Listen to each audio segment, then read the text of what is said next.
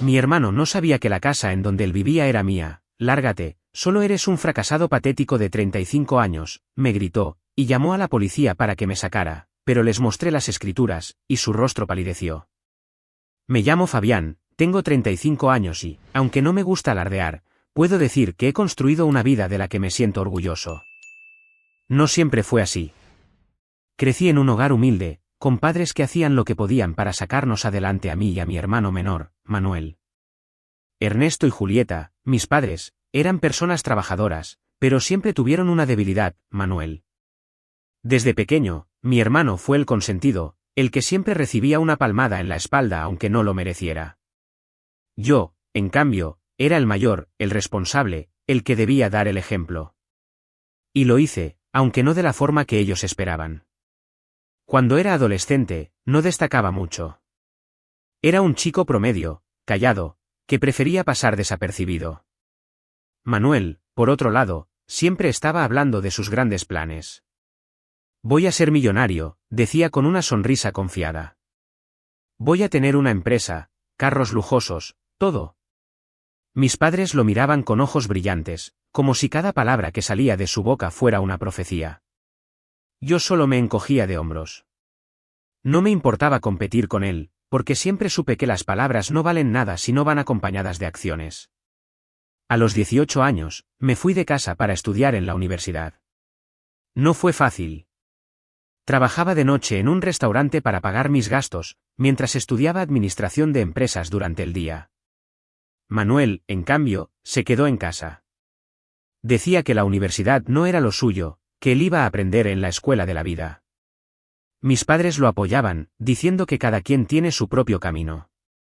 Yo no decía nada, pero en el fondo me molestaba que nunca le exigieran nada. Siempre era yo el que tenía que demostrar algo. A los 28 años, después de mucho esfuerzo, fundé mi propia empresa. Empecé pequeño, con una consultoría de negocios que ayudaba a pequeñas empresas a organizarse mejor. No fue un éxito inmediato, pero con los años, mi trabajo dio frutos. A los 30, ya tenía una empresa sólida, con clientes en varias ciudades. A los 32, compré mi primera propiedad, un departamento pequeño pero cómodo. A los 35, tenía 3 propiedades, una cuenta bancaria saludable y una vida que, aunque no era perfecta, me hacía sentir que todo el sacrificio había valido la pena. Manuel, por otro lado, no había cambiado. Seguía viviendo con mis padres, saltando de un trabajo a otro. Lo despedían de todos lados porque llegaba tarde, no cumplía con sus tareas o simplemente porque no le importaba. Siempre tenía una excusa, el jefe era un tonto, el trabajo no era para él, o eso no es lo que quiero hacer con mi vida. Pero lo peor no era eso. Lo peor era que, cada vez que nos veíamos, él me miraba con desprecio, como si yo fuera menos que él. Fabián, sigues siendo el mismo inútil de siempre, me decía. Mírame a mí, yo voy a llegar lejos. Yo solo sonreía y cambiaba de tema. No valía la pena discutir con alguien que vivía en un mundo de fantasías. A pesar de todo, yo quería a mis padres. Ernesto y Julieta siempre fueron buenos conmigo, aunque a veces sentía que su amor por Manuel era más evidente. Ellos me llamaban a menudo, me invitaban a comer, y siempre me decían lo orgullosos que estaban de mí. Pero un día, todo cambió. Fue una llamada que nunca olvidaré. Era un sábado por la mañana cuando mi madre, Julieta, me llamó. Su voz sonaba preocupada, pero también tenía ese tono que usaba cuando quería pedirme algo importante. Fabián, hijo, necesitamos hablar contigo, dijo. Es sobre Manuel. ¿Qué pasó ahora?, pregunté, tratando de no sonar molesto. Es que, él no está bien. No tiene trabajo, no tiene ahorros, y sigue viviendo con nosotros. Tu padre y yo no somos tan jóvenes ya, y queremos que Manuel tenga un lugar propio, un sitio donde pueda empezar de nuevo.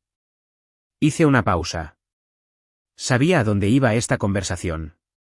¿Y qué quieren que haga yo?, pregunté, aunque ya sospechaba la respuesta. Fabián, tú tienes tus propiedades, ¿verdad? ¿No podrías prestarle una casa a tu hermano? Solo por un tiempo, hasta que encuentre un buen trabajo. Me quedé en silencio. No podía creer lo que estaba escuchando. Manuel, que nunca había hecho nada por salir adelante, quería que le diera una casa. ¿Gratis? Intenté mantener la calma. Mamá, con todo respeto, eso no es una buena idea. Manuel no va a cambiar si le damos todo resuelto. Él necesita aprender a valerse por sí mismo. Pero es tu hermano, intervino mi padre, Ernesto, que estaba escuchando en altavoz. La familia se ayuda, Fabián. No puedes dejarlo en la calle. No estoy diciendo que lo deje en la calle, respondí. Pero darle una casa sin que haga nada por merecerla solo va a hacer que siga siendo un irresponsable. La discusión duró casi una hora. Mis padres insistían, diciendo que Manuel solo necesitaba una oportunidad, que estaba pasando por un mal momento, que yo, como el hermano mayor, debía ayudarlo. Me dolía escucharlos, porque sabía que lo querían con todo su corazón, pero también sabía que estaban equivocados. Aún así, después de mucha insistencia, cedí. No porque creyera que era lo correcto, sino porque no quería decepcionar a mis padres. Está bien, dije finalmente. Le daré una casa. Pero que quede claro que es temporal, y que él tiene que buscar trabajo y salir adelante. Gracias, hijo, exclamó mi madre, aliviada. Sabíamos que podíamos contar contigo. Les dije que yo no le entregaría las llaves personalmente a Manuel. No quería enfrentarme a él ni lidiar con sus comentarios arrogantes. Les pedí que ellos se encargaran de dárselas. Mis padres aceptaron, y así fue como Manuel se mudó a una de mis propiedades, una casa modesta pero bonita en un barrio tranquilo. Nunca le dije que la casa era mía. No porque quisiera ocultarlo, sino porque no quería darle más razones para sentirse superior o para burlarse de mí. Mis padres tampoco le dijeron la verdad. Según ellos, era mejor que Manuel pensara que la casa era de ellos, para que no se sintiera mal. Los meses pasaron, y Manuel siguió siendo el mismo. Cada vez que nos veíamos, me trataba como si yo fuera un perdedor. Fabián, cuando vas a hacer algo grande con tu vida, me decía con una sonrisa burlona. Mira, yo estoy viviendo en una casa que mamá y papá me dieron. ¿Y tú? ¿Sigues en tu departamentito de soltero? Sus palabras me dolían, no porque creyera que tenía razón, sino porque no entendía por qué me odiaba tanto. Yo nunca le había hecho nada malo. Al contrario, gracias a mí tenía un techo sobre su cabeza. Intentaba ignorarlo.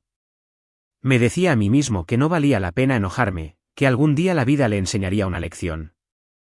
Pero no podía evitar sentir una punzada de rabia cada vez que lo veía pavoneándose, como si fuera un rey, mientras yo pagaba los impuestos y el mantenimiento de la casa donde vivía. Todo cambió un día que decidí ir a la casa para revisar unas reparaciones. Había notado que el tejado necesitaba arreglos, y quería mejorar algunas cosas para mantener el valor de la propiedad. No avisé a Manuel, porque, francamente, no pensé que fuera necesario. La casa era mía, después de todo. Cuando llegué, todo estaba tranquilo. Entré con mi llave, revisé las paredes, tomé algunas notas. Estaba en la cocina cuando escuché la puerta principal abrirse de golpe. ¿Qué demonios haces aquí?, gritó Manuel desde la entrada. Me giré y lo vi, con el rostro rojo de furia. Cálmate, Manuel. Solo vine a revisar unas cosas. ¿Revisar unas cosas? Esta es mi casa, Fabián. ¿Cómo entraste? ¿Robaste una llave o qué? Suspiré, tratando de mantener la calma. Manuel, esta casa es mía. Yo solo estoy aquí para hacer unas reparaciones. ¿Tuya?, se rió con desprecio. No me hagas reír. Esta casa es de mamá y papá, y ellos me la dieron a mí. Tú no tienes ningún derecho de estar aquí. Manuel, te estoy diciendo la verdad. Esta casa es de mi propiedad. Si quieres, te muestro los documentos. Cállate, inútil, gritó. Siempre has sido un perdedor, Fabián. Lárgate de mi casa ahora mismo. Intenté explicarle de nuevo, pero él no me dejaba hablar. Estaba fuera de sí, caminando de un lado a otro, señalándome con el dedo. Eres un fracasado patético de 35 años que no ha logrado nada en su vida, me gritó. No sé cómo te atreves a entrar aquí como si fueras el dueño. Esas palabras me dolieron más de lo que quería admitir. No porque fueran ciertas, sino porque venían de mi propio hermano. Intenté mantener la calma, pero mi paciencia se estaba agotando. Manuel, te lo digo por última vez. Esta casa es mía. Si no me crees, puedo probarlo. Fuera, gritó. Voy a llamar a la policía para que te saque de aquí como el invasor que eres. Me crucé de brazos y me reí. Adelante, llámalos. Vamos a ver quién tiene razón. Manuel me miró con odio, sacó su celular y marcó al 911. Mientras hablaba con la policía, yo fui a mi coche y saqué las escrituras de la casa, junto con otros documentos que probaban que yo era el dueño. No iba a dejar que esto se convirtiera en un circo, pero si Manuel quería jugar, yo estaba listo. 15 minutos después, llegó un patrullero. 2 oficiales bajaron y se acercaron a nosotros. Manuel, todavía furioso, empezó a hablar antes de que yo pudiera decir algo. Este tipo entró a mi casa sin permiso, dijo, señalándome. Es un invasor. Sáquenlo de aquí. Los oficiales me miraron. Uno de ellos, un hombre de unos 40 años con cara seria, me preguntó, ¿es eso cierto, señor? ¿Entró sin permiso? No, oficial, respondí con calma. Esta casa es de mi propiedad. Vine a revisar unas reparaciones. Aquí están las escrituras. Le entregué los documentos, que revisó con cuidado. Manuel se quedó quieto, pero seguía mirándome con desprecio. Eso es falso, dijo. Esa casa es de mis padres. Ellos me la dieron. El otro oficial, una mujer joven, se giró hacia él. ¿Tiene algún documento que lo pruebe, señor? Manuel se quedó en blanco. Bueno, no, pero, mis padres me lo dijeron. Esta es mi casa. El oficial que tenía las escrituras levantó la vista. Señor, estos documentos son claros. La casa está a nombre de Fabián Torres. ¿Tiene algo que demuestre que usted tiene derecho a estar aquí? El rostro de Manuel palideció. Sus ojos se abrieron como platos, y empezó a sudar. No, no puede ser, balbuceó. Esto es un error. Fabián no puede ser el dueño. Lo soy, dije, mirándolo a los ojos. Y gracias a mí has estado viviendo aquí gratis. Pero se acabó. Oficiales, por favor, sáquenlo de mi propiedad. Él es el invasor. Manuel se puso rojo de rabia. No. No puedes hacerme esto. Te vas a arrepentir, Fabián. Gritaba mientras los oficiales lo escoltaban hacia la salida. Yo solo me quedé ahí, viéndolo irse, con una mezcla de alivio y tristeza. Cuando cerró la puerta, sentí que por primera vez en mucho tiempo, había ganado. Me senté en el sofá y miré a mi alrededor. La casa estaba en buen estado, pero había pequeños detalles que delataban la presencia de Manuel, una botella de cerveza vacía en la mesa, un par de zapatos tirados en una esquina, un desorden que no debería estar en una propiedad que yo había trabajado tanto para comprar.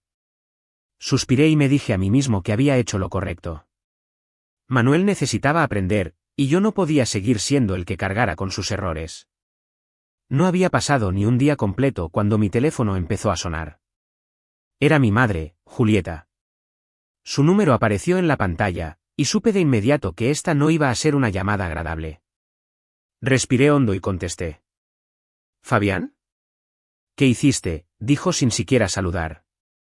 Su voz estaba temblorosa, una mezcla de enojo y desesperación. ¿De qué hablas, mamá?, respondí, aunque sabía perfectamente a qué se refería. Sacaste a tu hermano de la casa. La policía lo sacó como si fuera un delincuente. ¿Cómo pudiste hacerle eso a Manuel? Intenté mantener la calma, como siempre. Mamá, escúchame. Manuel me insultó, me llamó fracasado, dijo que yo no tenía derecho a estar en la casa. Pero esa casa es mía. Yo la compré con mi esfuerzo. Él no tiene ningún derecho a tratarme así, mucho menos a vivir gratis en una propiedad que no le pertenece. Es tu hermano, gritó. La familia se ayuda, Fabián. No puedes ser tan egoísta. ¿Qué va a hacer ahora? No tiene a dónde ir. Sentí una punzada en el pecho. No porque creyera que estaba equivocado, sino porque odiaba escuchar a mi madre tan alterada. Siempre había sido mi punto débil. Quería protegerla, hacerla feliz, pero esta vez no podía ceder. Mamá, yo le di esa casa porque tú y papá me lo pidieron. Lo hice por ustedes, no por él. Pero Manuel no respeta nada. Me gritó, me humilló, y llamó a la policía pensando que podía sacarme de mi propia casa. Y yo soy el malo por defenderme, punto. Eres un exagerado, intervino mi padre, Ernesto, que claramente estaba escuchando en altavoz. Manuel solo estaba molesto. Tú sabes cómo es. Podrías haber hablado con él, explicarle las cosas. Pero no, tuviste que humillarlo frente a la policía. Explicarle, dije, sintiendo que mi paciencia se agotaba. Le dije 1000 veces que la casa era mía, pero no quiso escuchar. ¿Qué querían que hiciera? Que me dejara insultar y echar de mi propia propiedad, punto. Es tu hermano menor, replicó mi padre. Tú eres el mayor, Fabián. Se supone que debes cuidarlo, no echarlo a la calle como si fuera un extraño. Esas palabras me dolieron más de lo que esperaba. No porque dudara de mi decisión, sino porque me di cuenta de algo que siempre había sospechado: para mis padres, Manuel siempre sería la prioridad.